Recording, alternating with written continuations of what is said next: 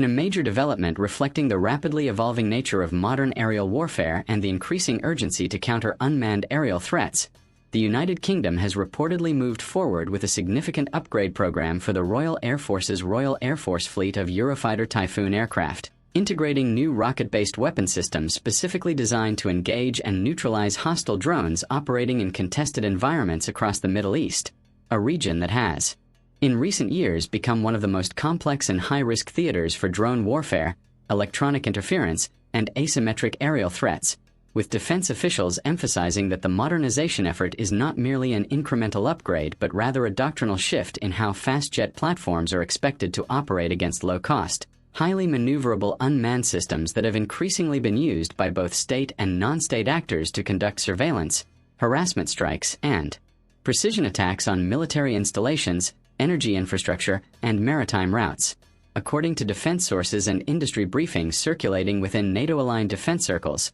the integration of rocket systems onto Typhoon fighters represents a hybrid approach that bridges traditional air-to-air missile engagements with more cost-effective, high-volume response options, allowing pilots to engage drone swarms or individually maneuvering unmanned aerial vehicles without expending expensive long-range missiles such as AIM-120 AMRAAMs or Meteor systems, which are typically reserved for high-value airborne targets like enemy fighters or reconnaissance aircraft. And this shift reflects a growing recognition within the defense establishment of the economic imbalance created by adversaries deploying inexpensive drones that can cost as little as a few $1,000s while forcing defenders to respond with munitions worth hundreds of thousands or even millions of dollars per interception. The upgraded Typhoon configuration is believed to incorporate advanced rocket pods equipped with precision-guided micromunitions and proximity-fused warheads optimized for short-range engagements, supported by enhanced targeting software, infrared tracking upgrades, and artificial intelligence-assisted threat classification systems capable of distinguishing between civilian aerial traffic, friendly assets, and hostile unmanned systems operating in cluttered airspace, particularly in regions such as the Persian Gulf, the Red Sea corridor, and parts of Iraq and Syria where drone activity has surged in parallel with ongoing geopolitical tensions.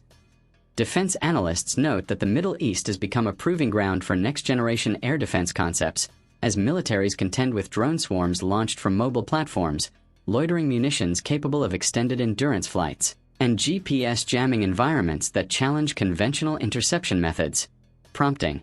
the RAF and its allied partners to rethink how fast jets can be used not only in air superiority roles but also as flexible counter-UAV platforms capable of rapid deployment from forward bases.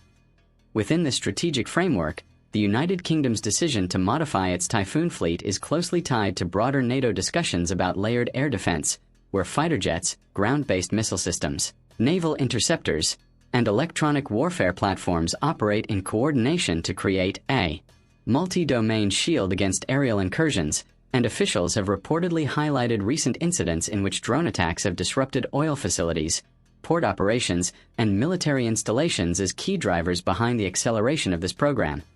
The rocket integration system is also expected to complement existing Typhoon armaments, including the Iris-T and Osram short-range missiles, by providing a cheaper and faster response option for saturation engagements, where multiple drones may appear simultaneously and require immediate suppression rather than selective high-cost targeting.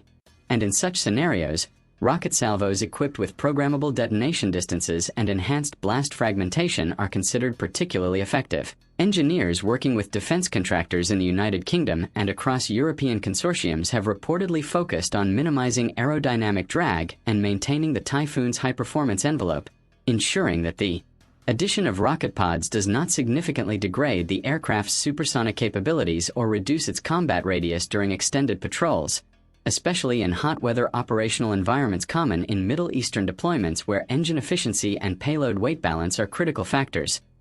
Meanwhile, pilot training programs within the RAF have begun incorporating simulated counter-drone scenarios into advanced combat readiness exercises, including swarm interception drills, electronic warfare countermeasures, and cooperative targeting with airborne early warning aircraft such as the E-3D Sentry replacement systems and newer NATO surveillance platforms, reinforcing the idea that future aerial engagements will increasingly involve low-altitude, high-density threat environments rather than traditional fighter-versus-fighter duels. Defense observers have also pointed out that this upgrade reflects lessons learned from recent global conflicts where drones have reshaped battlefield dynamics, demonstrating that even technologically advanced militaries can face operational strain when confronted with persistent unmanned aerial attacks that exploit gaps in radar coverage or overwhelm defensive systems through sheer volume. And as a result, the RAF's modernization effort is being framed not only as a tactical enhancement but also as a strategic adaptation to a new era of aerial warfare characterized by affordability asymmetry,